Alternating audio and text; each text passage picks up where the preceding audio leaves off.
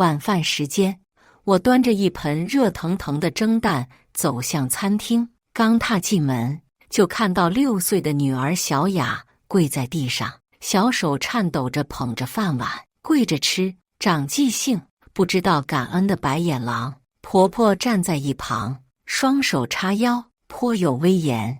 我装作没看见，淡定地将蒸蛋放在桌上，转身回厨房的瞬间，我掏出手机，迅速给老公发了条信息：付卡停了，生活费也停了。看着手机屏幕上的发送成功，我嘴角微微上扬，这场较量才刚刚开始。大家好，开始今天的分享之前，希望你能给人间烟火点个订阅，我将会分享更多优质的内容。婆婆让女儿跪着吃饭，起因是小雅不小心把汤洒在了桌子上，其实就是很小的一件事，孩子嘛，吃饭时手不稳很正常。但婆婆却大发雷霆，指着桌上那一小滩汤汁说：你看看你，这么大了还这么不小心，浪费粮食是要遭报应的。小雅当时就吓哭了，连忙道歉：奶奶对不起，我不是故意的，道歉有什么用？现在就跪下吃，让你尝尝记性。婆婆的声音在餐厅里回荡着，小雅不敢违抗，只能哭着跪了下来。我站在厨房门口，看着这一幕，心如刀割。那是我的女儿，我怀胎10月生下来的宝贝，却要在自己家里受这样的委屈。小雅的膝盖跪在冰冷的瓷砖上，那么小的身躯在颤抖，眼泪一滴滴掉在碗里。但我没有冲过去，没有和婆婆争吵，甚至连一句话都没说，因为我知道直接对抗只会让矛盾更加激化，对孩子也没有好处。我有更好的办法。我回到厨房，拿起手机，打开银行 App， 手指在屏幕上飞快地操作着。几分钟后，老公的副卡被我冻结了，紧接着我又登录了另一个 App， 取消了所有的自动转账、房贷、车贷、婆婆的生活费、老公的信用卡自动还款，还有各种保险费用，全部一个不留。这些年来，我虽然是全职太太，但家里的经济大权一直牢牢掌握在我手上。当初结婚的时候，老公主动把工资卡交给了我，说是女人管钱比较细心。他的工资卡绑定的是我的手机号，所有的理财产品也都是我在打理，甚至连他公司的一些资金往来也需要通过我这边的账户中转。婆婆以为我只是个在家带孩子的废物，每天除了做饭就是看电视，却不知道整个家庭的经济命脉都掌握在我这个废物手里。房子是我的名字，车子是我的名字，就连老公的那张黑金卡，实际控制权也在我这里。看着手机上一个个操作成功的提示，我内心无比平静。有人说，女人要温柔贤惠，要以德服人。但今天我想告诉所有人，有时候金钱比道理更有说服力。第二天一早，老公慌慌张张地给我打电话，电话铃声响起的时候，我正在厨房给小雅准备早餐。孩子昨晚哭了很久，我哄了他半天才睡着，早上起来眼睛还是肿的。看着女儿可怜的样子，我心里的怒火更旺了。老婆，我的卡怎么刷不了了？公司楼下买早餐都付不了账。老公在电话里的声音透着慌乱和不解。哦，可能系统出故障了吧？我淡淡的回应着，一边继续给小雅煎蛋。不对啊，我试了好几张卡都不行，连手机支付都显示余额不足。那我也不知道啊，你自己去银行问问吧。老公在电话里焦急地说，你赶紧帮我看看，今天要和客户谈合作，不能出岔子。我现在连打车回家的钱都没有。听到这话，我差点笑出声。平时在家里多威风啊，现在连打车费都付不起了。我也不懂这些金融业务，你是男人，这种事情应该你来处理。可是，没有可是，我要给女儿做早餐了，先挂了。我毫不犹豫地挂掉了电话。上午10点，我正在客厅里陪小雅看动画片，试图让她忘记昨晚的不愉快。小雅靠在我怀里，时不时还会问：妈妈，我昨天是不是做错了什么？奶奶为什么要我跪着？每当这时候，我都会轻抚她的头发。宝贝没有做错任何事，是大人的问题。就在这时，婆婆从外面气冲冲地回来了，她手里拎着一个空的购物袋，脸色铁青。怎么回事？超市的卡刷不了了，我买个菜都买不成，丢死人了！婆婆站在客厅中央，对着我大声质问。我头都没抬，继续看着电视。可能是系统问题吧？什么系统问题？昨天还好好的，今天就不行了。婆婆越说越激动，那收银员还以为我们家没钱呢。旁边那些人都在看笑话，我心里暗爽，面上却不动声色。那你问老公啊，这些事我不懂。他人呢？打他电话也不接，不知道，可能在忙吧。其实我知道老公正在银行跑来跑去，想搞清楚到底发生了什么，但他肯定想不到，所有的问题都出在他那个什么都不懂的老婆身上。中午时分，老公终于回到家，他看起来很疲惫，额头上还有汗珠。老婆，到底怎么回事？银行说我们的账户都被冻结了。我正在厨房里洗菜，听到他的话，手上的动作没有停下。冻结？为什么？我故作惊讶地问。银行说是主账户持有人操作的，可我根本没有做过任何操作啊！老公走进厨房，急切地看着我，会不会是你不小心按错了什么？我转过身，一脸无辜。我连手机银行都不会用，怎么可能冻结账户？这话说的老公哑口无言。平时确实是这样，所有的金融操作都是我在后台完成，表面上却装作什么都不懂的样子。这样做的好处是，老公会觉得我很依赖他，满足他的大男子主义，但实际上，真正的控制权一直在我手里。那现在怎么办？公司的资金周转都有问题了，老公急得团团转。你是一家之主，这种大事你来解决，我就是个家庭主妇，帮不上忙。我继续淡定地洗着菜，仿佛这些事情和我没有任何关系。第3天，老公开始真正着急了，因为公司的房租到期了，需要支付20万的季度租金，房贷也要自动扣款。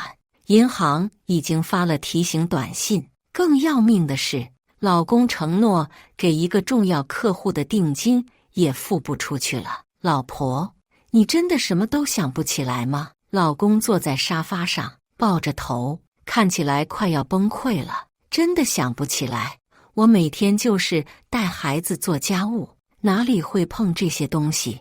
我端着一杯茶坐在他对面，表情依然平静。要不你再去银行试试？我跑了整整2天银行了，他们说只有主账户持有人才能解冻，可我就是主账户持有人啊！老公快要抓狂了。这时候，小雅跑了过来，爬上我的腿。妈妈，我饿了。好，妈妈去给你做午饭。我抱起女儿，准备去厨房。老公突然站起来，现在都什么时候了？你还有心情做饭？孩子要吃饭啊，难道让他饿着？我看着他，眼神中没有一丝波动。老公愣了愣，最后无力地坐回沙发上。第4天晚上，婆婆终于坐不住了，她拉着老公在客厅里开始哭诉：儿子，我在这个家待不下去了，连买包盐都买不起，邻居们都在议论我们家是不是破产了。妈，我正在想办法。老公的声音听起来很疲惫。什么办法？都4天了，你们夫妻俩就没有一个能解决问题的？婆婆的声音越来越高，我看你们就是故意的，是不是嫌我在这里碍眼？听到这话，我从厨房走了出来。妈，您这话说的，我们怎么会嫌弃您呢？我的语气听起来很诚恳，但眼神却很冷。那为什么连个买菜钱都没有？我一个老太太，出去都没脸见人，这确实是个问题。我点点头，然后转向老公，你觉得是什么原因呢？老公看着我，眼神中带着一丝怀疑。我觉得这件事很奇怪。哪里奇怪？时间点太巧合了。前天小雅，她说到一半停住了，显然想到了什么。我微微一笑。前天小雅怎么了？老公沉默了很久，最后还是没有说下去。第5天早上，老公终于忍不了了，他的合作伙伴已经开始催促定金，公司员工也在询问工资什么时候发放。最要命的是，银行开始打电话催房贷了。老婆，我求你了，你就想想办法吧。老公站在我面前，几乎要哭出来了。我真的不知道该怎么办。我依然很平静，但内心已经在考虑是不是该给他一个台阶下了。毕竟目的已经达到了。要不，我停顿了一下，你和妈妈谈谈。谈什么？关于小雅的事情。我终于把话说开了。老公愣住了，他终于明白我在暗示什么。你是说这些事情和小雅有关系？我没有这么说。我摇摇头，我只是觉得作为一家人，有些事情需要好好沟通。老公看着我，眼神复杂，他开始意识到自己的妻子可能比他想象的要聪明得多。此时此刻，一个更大的秘密即将揭露。我静静地看着老公，心中盘算着下一步该如何行动。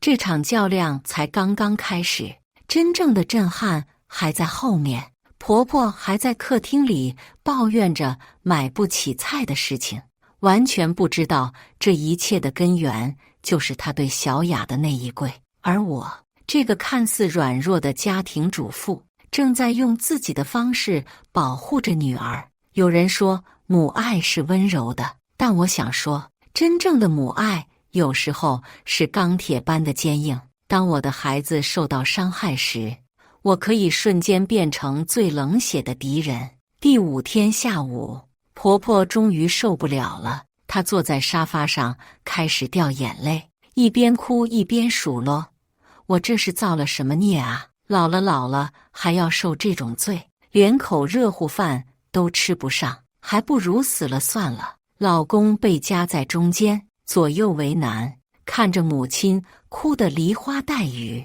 他内心也很煎熬。但他更清楚，妻子不是无缘无故发脾气的人。这几年的相处中，他早就发现妻子表面温顺，实际上性格很有主见。妈，您别哭了，这事儿肯定有解决办法的。老公走到婆婆身边，试图安慰她。什么解决办法？你们夫妻俩一个装糊涂，一个真糊涂。我看你们就是想逼死我。婆婆的话越来越难听。早知道这样，当初就不该让你娶这个女人。看她一天到晚在家里装什么贤妻良母，关键时刻屁用都没有。听到这话，我从厨房走了出来。妈，您这话说的有点过分了吧？我的语气依然平静，但眼神已经冷了下来。过分？我说实话还过分了。你看看现在这个样子，连个菜都买不起，你这个当家主妇是怎么当的？婆婆的声音更加尖锐了。那您觉得我应该怎么当？我走到客厅中央，正面看着婆婆，最起码要有点用处吧。天天在家里待着，连这点事都解决不了，要你有什么用？这话彻底激怒了我，但我依然没有大发雷霆，而是转向老公。你也是这么想的吗？老公被我突然 cue 到，有些措手不及。我没有这么想。那你觉得这件事应该怎么解决？我步步紧逼。老公沉默了很久，最后小声说：“要不你先向小雅道个歉。”她这话是对婆婆说的。婆婆听了立刻炸毛：“道歉？凭什么？我教育我孙女还要道歉？天下有这个理吗？可是妈，小雅还小，小又怎么样？小时候不教育，长大了更难管。我这都是为了她好。”婆婆越说越激动：“再说了，跪一下又死不了。我们那个年代哪个孩子没挨过打？现在的孩子就是太娇气了。”听到这话，我终于忍不住了。您说的对，跪一下确实死不了。我走到婆婆面前，声音依然很平静，但每个字都带着含义。那饿几天也死不了，对吧？婆婆愣了一下：“你什么意思？”“没什么意思，我只是觉得，既然跪一下能让孩子长记性，那饿几天是不是也能让大人长记性？”我的话让整个客厅陷入了沉默。老公瞪大了眼睛看着我，仿佛第一次认识我一样。你是故意的。他终于明白了，我没有承认什么。我耸耸肩：“我只是一个什么都不懂的家庭主妇。那为什么不让我女儿受委屈？”我的声音开始提高：“她才6岁，6岁，一个6岁的孩子不小心洒了汤，就要跪着吃饭。可是妈妈也是为了教育她。”教育？我冷笑一声：“什么样的教育需要让孩子下跪？她是我们的女儿，不是什么罪犯。”婆婆这时候也反应过来了：“所以这几天的事情都是你搞的鬼？”“我搞什么鬼了？我连银行卡都不会用，能搞什么鬼？”我依然不承认，但态度已经很明确了：“你这个女人太恶毒了，为了一点小事就这样折腾我们。”婆婆指着我大骂：“小事？”我的声音突然变得很大：“让我女儿跪着吃饭是小事？她昨天晚上哭了1个小时，问我是不是做错了什么事情。你觉得这是小事？”我的眼泪突然涌了出来，不是因为委屈，而是因为心疼女儿。她才6岁啊，在她应该被呵护的年纪，却要在自己家里承受这样的羞辱。老公看到我哭了，有些慌了：“老婆，你别激动。”“我不激动，我只是想保护我的女儿。”我擦掉眼泪，重新恢复了冷静。现在问题很简单，要么道歉，要么继续这样下去。这话说完，客厅里的气氛变得异常紧张。婆婆瞪着我，眼中满是不甘，老公则站在中间，左右为难。“你这是在威胁我们？”婆婆咬牙切齿地说。“威胁？我威胁什么了？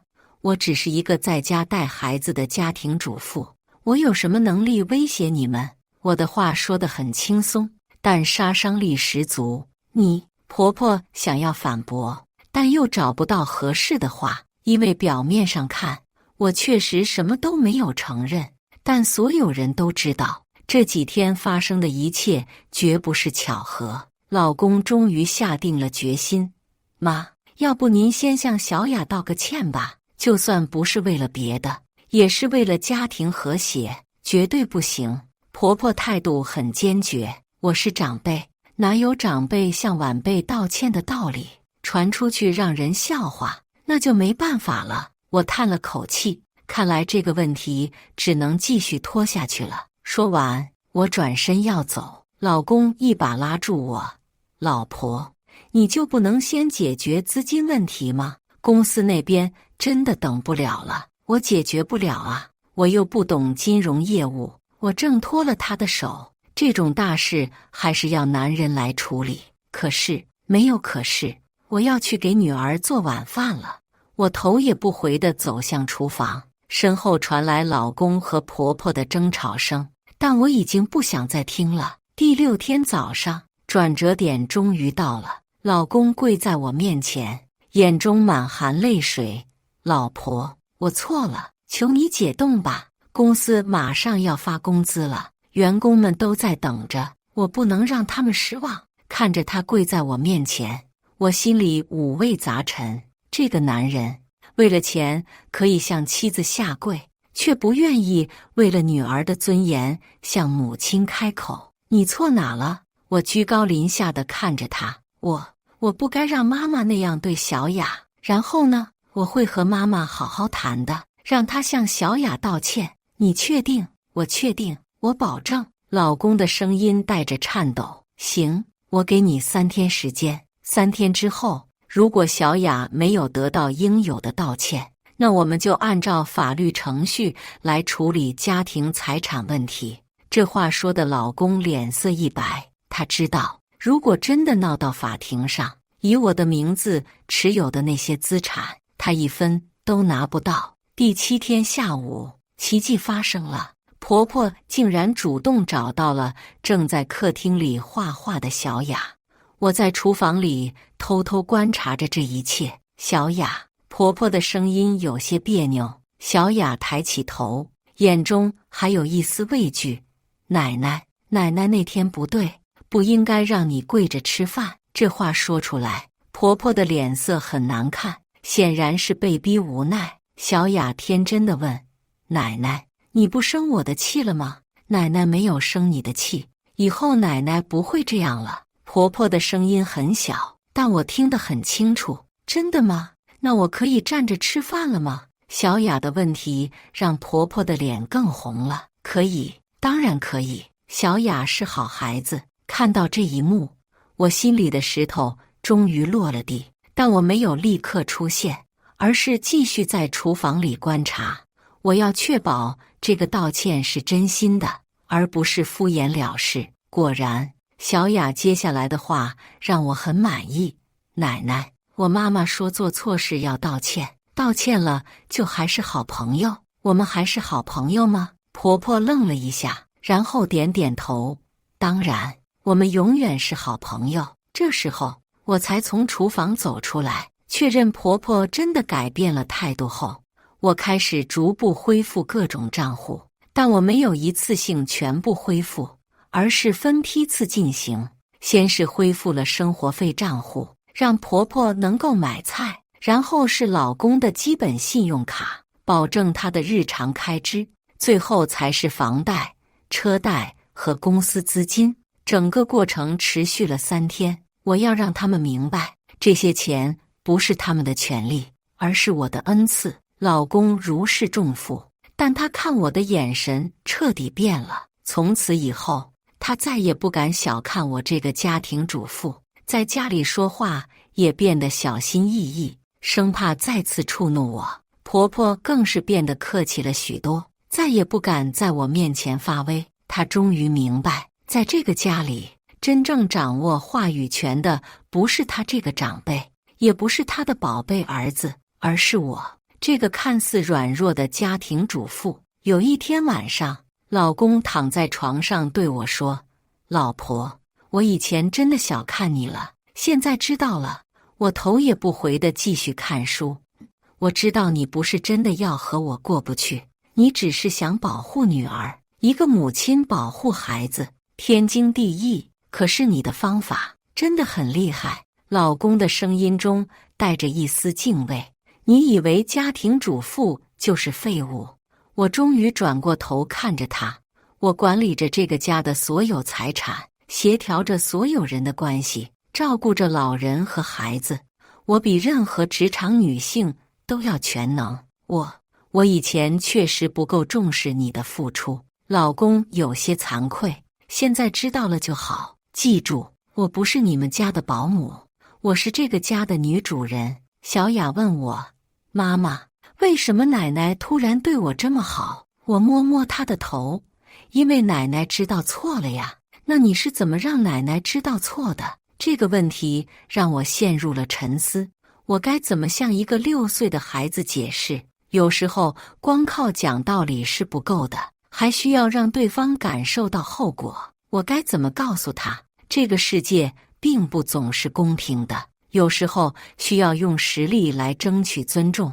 妈妈有妈妈的办法。我最终还是这样回答他：等小雅长大了，妈妈也会教给你这些办法吗？小雅的问题让我有些意外。这个小家伙比我想象的要敏感。会的，但希望你永远都用不上这些办法。我抱紧了他。妈妈希望你一辈子都被善意对待，永远不需要用这样的方式保护自己。但我心里很清楚，这个世界对女性并不总是友善的。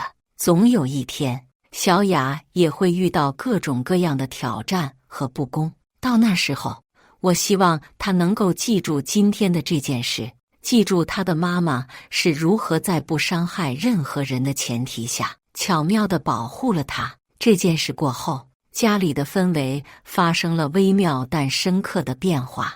老公开始主动承担更多家务，不再把所有的家庭责任都推给我。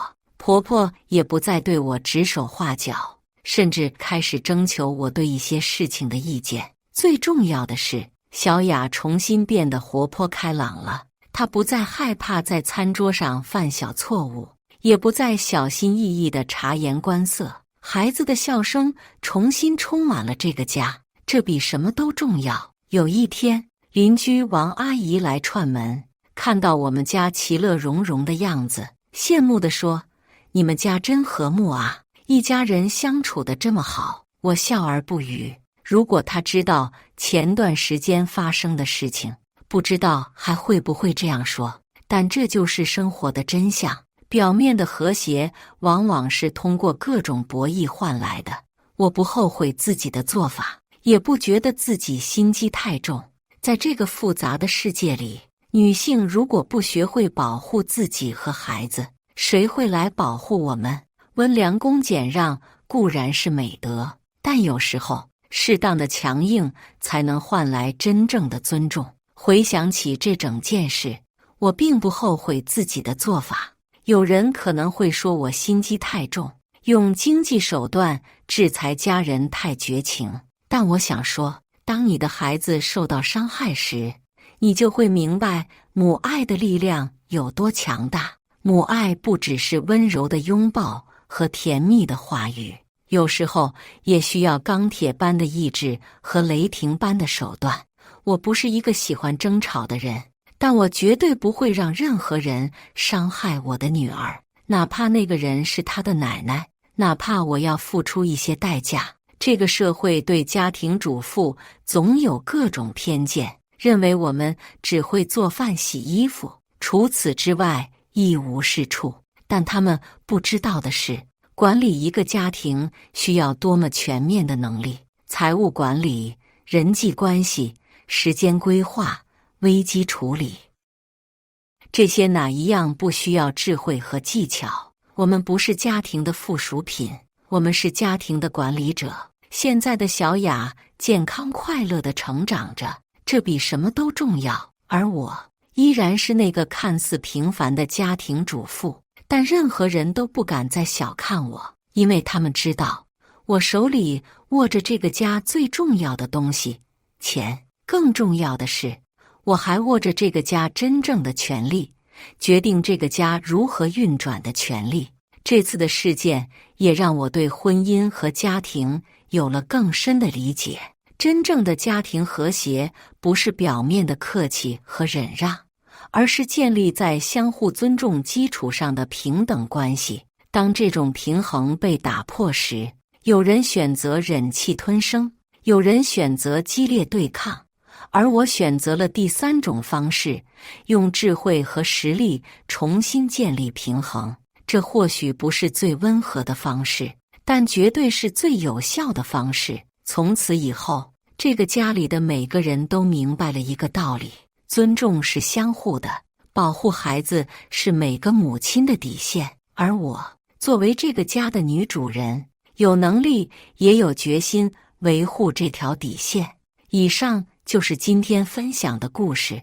大家有什么想说的、想吐槽的，欢迎在下方评论交流。也更希望能给人间烟火点个订阅，我将会分享更多优质的故事内容。